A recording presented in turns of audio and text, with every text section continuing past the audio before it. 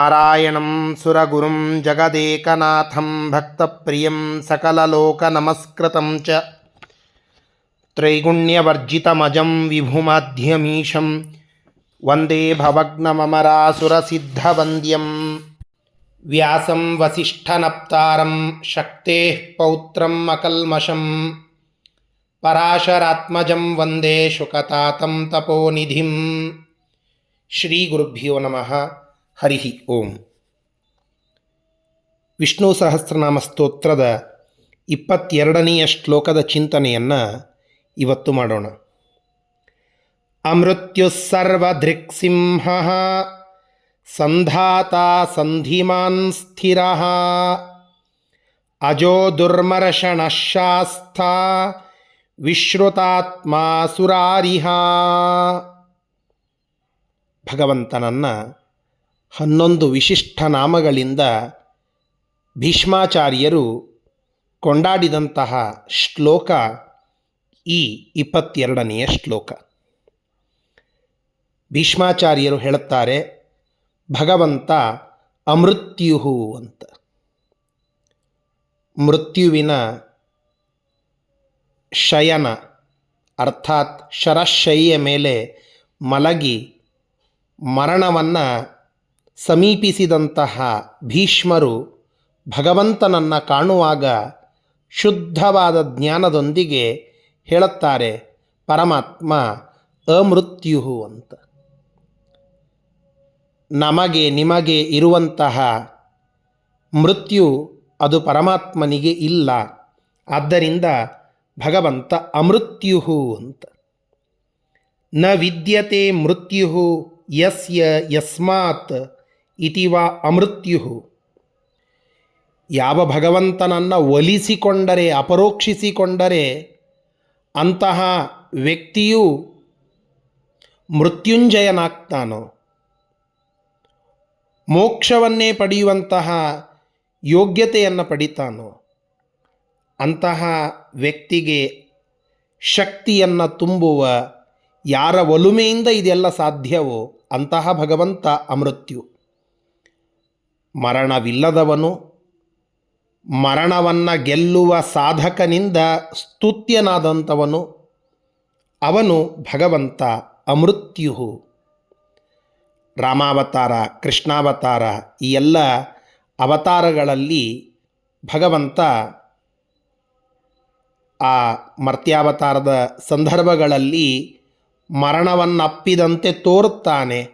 ಇದು ಕೇವಲ ದುಷ್ಟರು ಅದರಿಂದ ಮೋಹಿತರಾಗಿ ಅವರ ವಿಚಾರಗಳಲ್ಲಿ ಯಾವುದೇ ರೀತಿಯಿಂದ ಬದಲಾವಣೆಯಾಗದಂತೆ ಅವರು ಸ್ವಾಭಾವಿಕವಾಗಿ ಇರುವ ಯೋಗ್ಯತೆಯನ್ನೇ ಉಳ್ಳವರಾಗಲಿ, ಆ ದುಷ್ಟರ ಮೋಹನ ಮಾಡಿ ಅವರು ತಮ್ಮ ಸ್ವಾಭಾವಿಕವಾದ ದುಷ್ಟತನದಿಂದ ಬದಲಾವಣೆಗೊಳ್ಳುವುದು ಬೇಡ ಅನ್ನುವಂತೆ ಹಾಗೆ ತನ್ನ ಮರಣವನ್ನು ತೋರಿಸಿದ್ದಾನಷ್ಟೇ. ಆದರೆ ಪರಮಾತ್ಮನಿಗೆ ಯಾವುದೇ ತರಹದ ಮರಣಾದಿ ದೋಷಗಳು ಇಲ್ಲ. ಆದ್ದರಿಂದ ಭಗವಂತ ಅಮೃತ್ಯು. ಭಗವಂತ ಸರ್ವಧೃಕ್, ವಿಶ್ವತಶ್ಚಕ್ಷುವಾದಂತಹ ಪರಮಾತ್ಮ ತಾನಿದ್ದಲ್ಲಿಂದಲೇ ಎಲ್ಲವನ್ನ, ಇಡೀ ಜಗತ್ತನ್ನು ನೋಡುತ್ತಾನೆ. ಸರ್ವಂ ಪಶ್ಯತಿ ಇತಿ ಸರ್ವದೃಕ್, ಎಲ್ಲವನ್ನ ನೋಡುತ್ತಾನೆ ಪರಮಾತ್ಮ. ಆದ್ದರಿಂದ ಭಗವಂತನನ್ನು ಸರ್ವದೃಕ್. ಕನಕದಾಸರ ಕಥೆಯಲ್ಲಿ ನಾವು ಕೇಳುತ್ತೇವಲ್ಲ, ಒಂದು ಹಣ್ಣನ್ನು ಕೊಟ್ಟು ಎಲ್ಲರೂ ಇದನ್ನು ತಿಂದು ಬರಬೇಕು, ಆದರೆ ನೀವು ತಿನ್ನುವುದನ್ನು ಯಾರೂ ನೋಡಕೂಡದು ಅಂತ ಹೇಳಿದಾಗ ಎಲ್ಲರೂ ಮರುದಿವಸ ಆ ಹಣ್ಣನ್ನು ತಿಂದಿದ್ದರು. ಯಾರು ನೋಡದಂತೆ ನಾನು ಅಲ್ಲಿ ಹೋಗಿ ತಿಂದೆ, ನಾನು ಇಲ್ಲಿ ಹೋಗಿ ತಿಂದೆ ಅಂತೆಲ್ಲ ಮರುದಿನ ಬಂದು ಗುರುಗಳಿಗೆ ಒಪ್ಪಿಸಿದರೆ, ಕನಕದಾಸರು ಮಾತ್ರ ಕೈಯಲ್ಲಿ ಆ ಹಣ್ಣನ್ನು ಹಾಗೆ ಹಿಡಿದುಕೊಂಡಿದ್ರಂತೆ. ಯಾಕೆ ಅಂತ ಕೇಳಿದಾಗ ಗುರುಗಳಿಗೆ ಕನಕದಾಸರು ಹೇಳುತ್ತಾರಂತೆ, ಸ್ವಾಮಿ, ನಾನು ಈ ಹಣ್ಣನ್ನು ಒಬ್ಬರ ಕಣ್ತಪ್ಪಿಸಿ ತಿನ್ನಲಿಕ್ಕೆ ಸಾಧ್ಯವೇ ಆಗಲಿಲ್ಲ. ಯಾಕೆ? ಭಗವಂತ ಸರ್ವದೃಕ್ ಎಲ್ಲವನ್ನ ನೋಡುತ್ತಲಿದ್ದಾನೆ. ಅವನ ಕಣ್ತಪ್ಪಿಸಿ ನಾನು ತಿನ್ನುವುದಕ್ಕೆ ಸಾಧ್ಯವಾಗಲಿಲ್ಲ ಅಂತ. ಭಗವಂತ ಸರ್ವದೃಕ್, ಇದನ್ನು ಕನಕದಾಸರು ಹೇಳಿರುವಂತಹದ್ದು, ಅದು ವಿಷ್ಣು ಸಹಸ್ರನಾಮದಲ್ಲಿಯೂ ಬಂದಿರುವಂತಹದ್ದು. ಭಗವಂತ ನಮ್ಮ ಪೂರ್ವಾಪರಗಳನ್ನೆಲ್ಲ ಕಾಣುವಂತಹ ಪರಮಾತ್ಮ. ಸಿಂಹ, ದಾಸರೇ ಹೇಳಿದಂತೆ ಸಿಂಹರೂಪನಾದ ಶ್ರೀಹರಿ, ನರಸಿಂಹರೂಪನಾಗಿ ಭಗವಂತ ಅವತಾರ ಮಾಡಿದ್ದಾನೆ. ಪರಮಾತ್ಮ ಸಿಂಹದ ರೂಪವನ್ನು ತಾಳಿದ್ದಕ್ಕಾಗಿ ಭಗವಂತನನ್ನು ಸಿಂಹ ಅಂತ ಕರೆಯುವುದುಂಟು. ಸಿಂಹ ಅನ್ನೋದಕ್ಕೆ ಪರಾಕ್ರಮ ಅಂತನ್ನುವ ಅರ್ಥ. ಪರಮಾತ್ಮನಿಗಿರುವಷ್ಟು ಪರಾಕ್ರಮ ಉಳಿದ್ಯಾವ ವೀರರಿಗೂ ಧೀರರಿಗೂ ಶೂರರಿಗೂ ಇಲ್ಲ.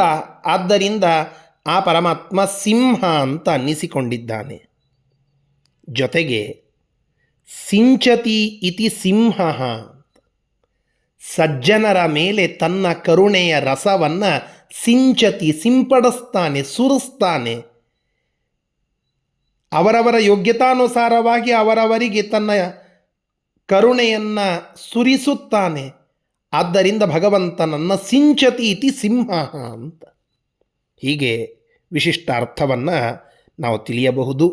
ಸಂಧಾತ, ಧಾತ ಅಂದರೆ ನಮ್ಮನ್ನು ಪೋಷಣ ಮಾಡುವವನು, ಧಾರಣ ಮಾಡುವವನು.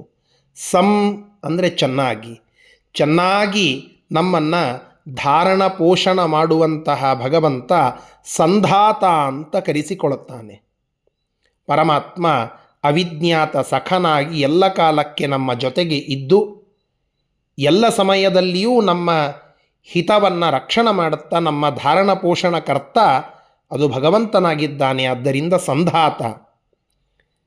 ಜೊತೆಗೆ ಸಂಧಾತ ಅಂದರೆ ಸಂಧಾನವನ್ನು ಮಾಡಿಸುವಾತ ಅಂತ. ನಾವೆಲ್ಲ ಕಥೆಯನ್ನು ಕೇಳುತ್ತೇವೆ. ಕಲ್ಲಾಗಿ ತೋರಿದಂತಹ ಅಹಲ್ಯೆ ಗೌತಮರ ಶಾಪಗ್ರಸ್ತಳಾಗಿದ್ಲು. ಅದರಿಂದ ಕಲ್ಲಾಗಿ ಕುಳಿತುಕೊಂಡಿದ್ಲು. ರಾಮ ತನ್ನ ಪಾದಸ್ಪರ್ಶದಿಂದ ಅವಳನ್ನು ಮತ್ತೆ ಆ ಮನುಷ್ಯ ರೂಪವನ್ನು ತೋರುವಂತೆ ಮಾಡುತ್ತಾನೆ ಅಂತ ಕಥೆಯನ್ನು ಕೇಳುತ್ತೇವೆ. ತಾನು ಈ ರೀತಿಯಾಗಿ ಮಾಡಿ ಗೌತಮರ ಶಾಪ ವಿಮೋಚನೆಯಾಗಿ ಗೌತಮರು ಮತ್ತು ಅಹಲ್ಯ ಇವರಿಬ್ಬರ ಮಧ್ಯದಲ್ಲಿ ಸಂಧಾನವಾಗುವಂತೆ, ಅರ್ಥಾತ್ ಅವರಿಬ್ಬರ ಮಿಲನವಾಗುವಂತೆ ಮಾಡಿದ ಸಂಧಾನ ಕರ್ತೃ ಅದು ಪರಮಾತ್ಮ. ಹೀಗಾಗಿ ರಾಮಾದಿರೂಪೇಣ ಅಹಲ್ಯಾದೀನಾಂ ಗೌತಮಾದಿಭಿ ಸಂಧಾನ ಕರ್ತೃತ್ವಾತ್, ರಾಮ ರೂಪದಿಂದ ಅಹಲ್ಯಾಳ ಮತ್ತು ಗೌತಮರ ಮಧ್ಯದಲ್ಲಿ ಮಿಲನವಾಗುವಂತೆ, ಸಂಧಾನವಾಗುವಂತೆ ಮಾಡಿದಂತಹ ಪರಮಾತ್ಮ ಸಂಧಾತ ಅಂತ ಅನ್ನಿಸಿಕೊಂಡಿದ್ದಾನೆ.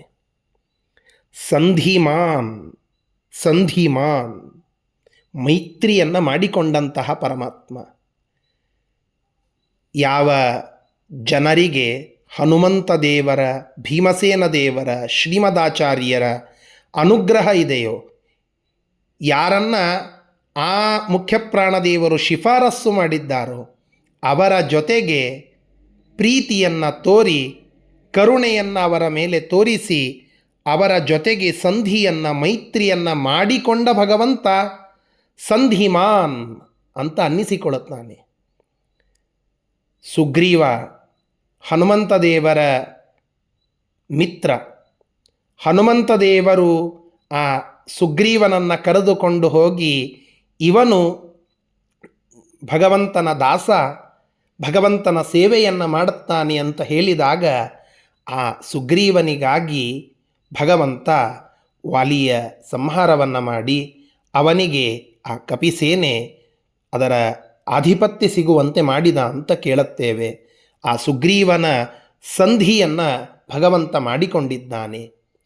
ವಿಭೀಷಣ ತಾನು ರಾವಣನ ಪಟ್ಟಣವನ್ನು ಬಿಟ್ಟು ರಾಮನ ಕಡೆಗೆ ಬಂದಾಗ ಎಲ್ಲರೂ ವಿರೋಧವನ್ನು ಮಾಡಿದರು. ಹನುಮಂತ ದೇವರು ಮಾತ್ರ ರಾಮದೇವರಿಗೆ ಕೇಳಿಕೊಂಡರು, ಸ್ವಾಮಿ ಇವನು ನಿಮ್ಮ ಭಕ್ತ, ಇವನ ಜೊತೆಗೆ ಸಂಧಿಯಾಗಲಿ ಅಂತ. ಆ ಹನುಮಂತ ದೇವರ ಭಕ್ತಿಯ ಪ್ರಾರ್ಥನೆಗೆ ಭಗವಂತ ಹೂ ಅಂದ. ಭಗವಂತ ಆ ವಿಭೀಷಣನ ಒಟ್ಟಿಗೆ ಸಂಧಿಯನ್ನು ಮಾಡಿಕೊಂಡು ಅನುಗ್ರಹ ಮಾಡಿದ. ಹೀಗೆ ಆ ವಾಯುದೇವರ ವಿಶೇಷ ಪ್ರಾರ್ಥನೆಯ ಮೇರೆಗೆ ಇಂತಹ ದಾಸಾನುದಾಸರ ಜೊತೆಗೆ ಪರಮಾತ್ಮ ಸಂಧಿ ಮಾಡಿ ಅವರಿಗೆ ಅನುಗ್ರಹ ಮಾಡಿದ್ದಾನೆ. ಆದ್ದರಿಂದ ಸಂಧಿ ವಿಶಿಷ್ಟತ್ವಾತ್ ಸಂಧಿಮಾನ್ ಸ್ಥಿರ, ಅನಾದಿ ನಿತ್ಯನಾದ್ದರಿಂದ ಭಗವಂತನನ್ನು ಸ್ಥಿರ ಅಂತ ಕರೀತಾರೆ. ಅಜಃ, ಭಗವಂತನಿಗೆ ಮರಣ ಹೇಗೆ ಇಲ್ಲವೋ ಹಾಗೆ ಜನನವೂ ಇಲ್ಲ. ನ ಜಾಯತೆ ಇತಿ ಅಜಃ. ದುರ್ಮರ್ಷಣಃ, ಮರ್ಷಯಿತುಂ ಅಶಕ್ಯತ್ವಾತ್ ದುರ್ಮರ್ಷಣಃ.